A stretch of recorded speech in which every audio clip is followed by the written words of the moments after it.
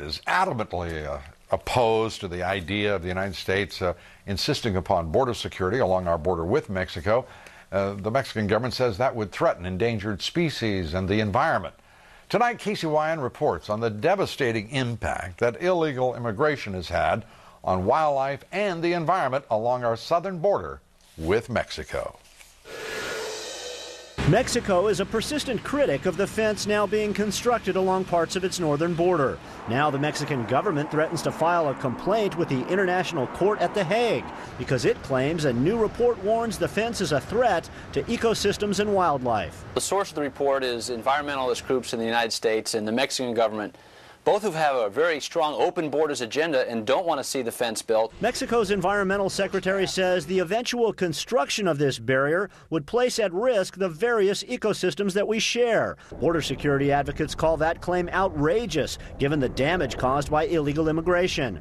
These photographs, taken last month near the Mexican border in Arizona, show riverbeds overflowing with trash, backpacks, water bottles, human waste, all signs of an illegal alien layup site. San Diego Congressman Brian Bilbray grew up surfing near the Mexican border.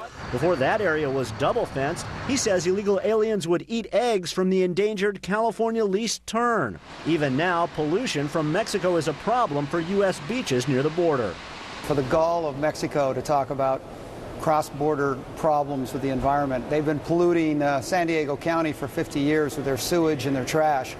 And frankly, maybe we should have brought them to The Hague. Maybe we ought to close our port of entry for every day they pollute our beaches in San Diego, and maybe they would be sensitized about how they're impacting the environment. The Bureau of Land Management says illegal aliens dumped at least 25 million pounds of trash in the Arizona desert alone since 2000. The Department of Homeland Security spokeswoman says we are not going to stop projects because of one concern, adding the ongoing border fence construction includes environmental assessments. Now, concern about the fence was also expressed by the president of Argentina. Nestor Kirchner traveled to Mexico this week and said, Lou, the border fence is an insult to all the nations of Latin America. Well, you know, he really should worry about other issues more proximate to Argentina, but let's assume that there is concern about that fence. Why, let's just look empirically at this for a moment. Of those 25 million pounds of trash over the past years left as a result of illegal immigration, how much of it's been cleaned up? About 1% of it was cleaned up by the Bureau of Land Management as of 2005. We don't have the latest numbers, I'm but sure not they've been much very busy in the year and a half since then. Right. And the idea that this government of Mexico would make such a statement about the environment, the fact is that deaths of those trying to cross our borders this year are up just about 20% from a year ago.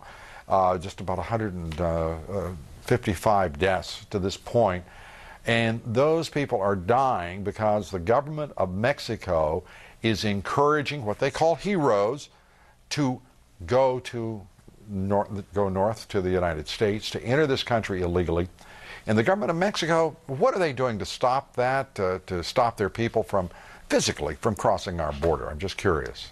Absolutely nothing, Lou. And also we have to point out that there's some responsibility by the part of the government of the United States, which has failed to secure the border. If that border was secure, it wasn't so easy to cross, not that many people would be dying trying to do it.